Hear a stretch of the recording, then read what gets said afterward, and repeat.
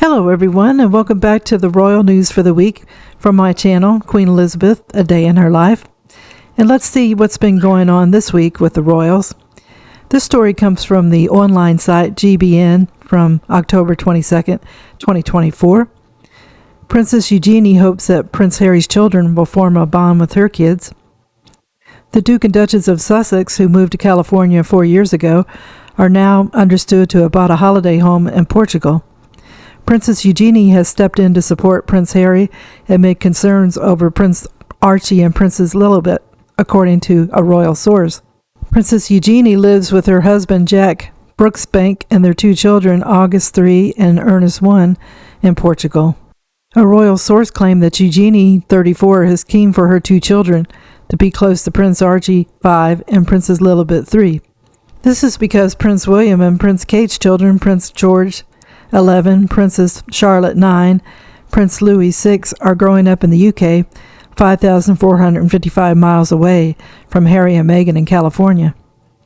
The insider claimed Harry must know his children are not going to grow up as friends of William's children, George, Charlotte, and Louis. A bond for Lilibet and Archie with Eugenie's children will be the only royal friendship they have. So time in Portugal, even just for the holidays, means that Harry is keeping the only door to the royal family just a little bit open for himself and for the next generation, and raising them as royal children, at least in some way. Prince Harry, 40, and his cousin Eugenie have always been close, evidenced by the princess's appearance in the Sussex's 2022 Netflix documentary. Eugenie and her husband visited the Duke and Duchess of Montecito 2 years ago. Next, the story comes from NBC News Online from October the 19th, 2024. King Charles and Queen Camilla go to Australia, a country that's considering leaving the British monarchy and becoming a republic. King Charles III has expressed deep love and affection for Australia, a former part of the British Empire. As he visits the country this weekend, he may find that some Australians don't feel quite as much affection for him. Charles and Queen Camilla arrived Friday evening local time in Sydney, where a tribute on the sails of the city's iconic opera house displayed a 4-minute montage of images from previous royal visits. Charles, 75, is Britain's first reigning monarch to visit Australia in 13 years. His October the 18th through the 26th trip to Australia and the Pacific island nation of Samoa marks his first visit overseas since becoming king and his first major foreign trip since his cancer diagnosis. Australia is now one of the 14 countries outside of Britain where he remains the head of state, a role that is largely symbolic. All of them are members of the Commonwealth, a voluntary group of 56 independent states that were almost all formerly under British rule. But there are growing questions in Australia, Canada, and other countries as to whether they should cut ties with the British monarchy and become republics, a debate revived by the death of Queen Elizabeth II, Charles's long-reigning mother, in 2022. In 1999, a majority of Australians voted no in a referendum on transitioning to a republic. Prime Minister Anthony Albanese, a lifelong Republican, had expressed openness in holding another vote on the subject, but his government said in January that it wasn't a priority ahead of Charles's expected visit this year. The king said it's up to the Australians whether they want to become a republic. In the meantime, the country has taken other steps away from the royal family, and last year Australia opted to put an indigenous design rather than an image of Charles on its new $5 bill, the last banknote that had featured the British monarchy.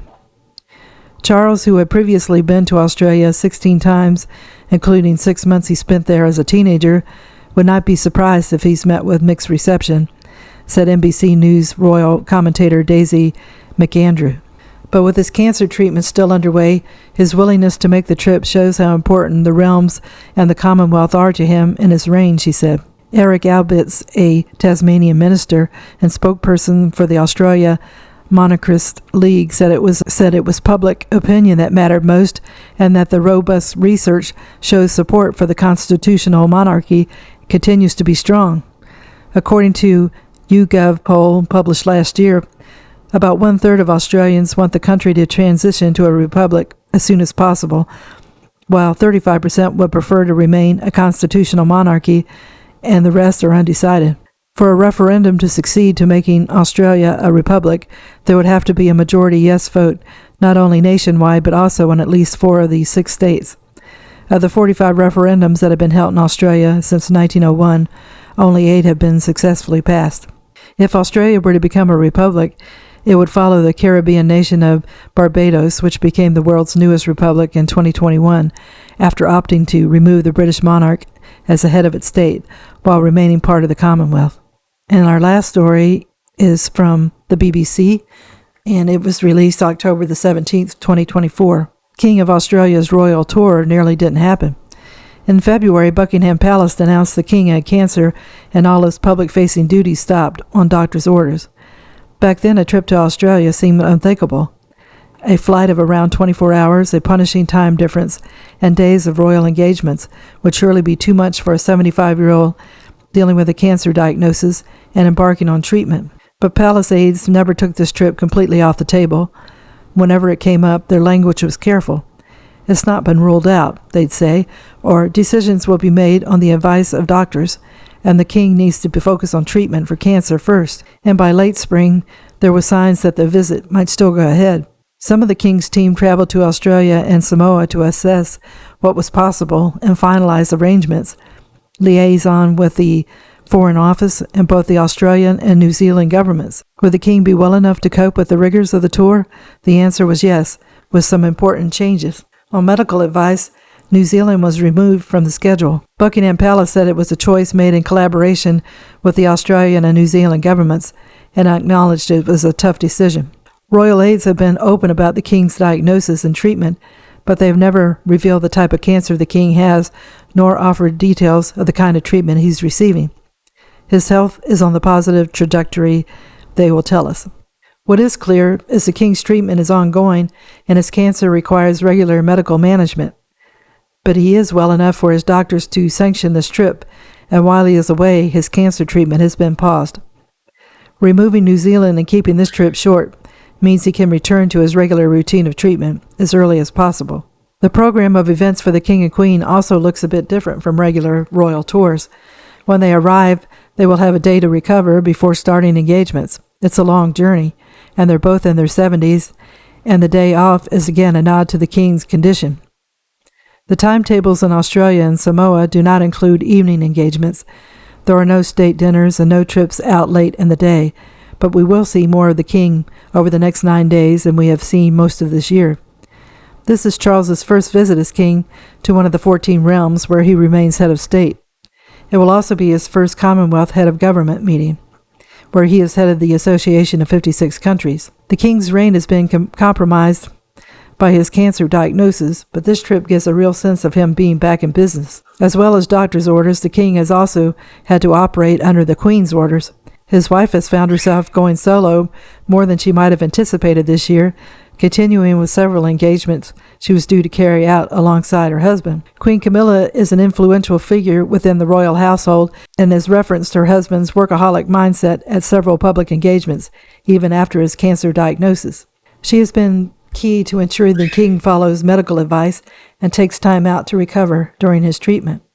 And she will be doing the same in Australia and Samoa over the course of this visit, as well as taking on some of her own engagements around issues including literacy and supporting victims of domestic violence.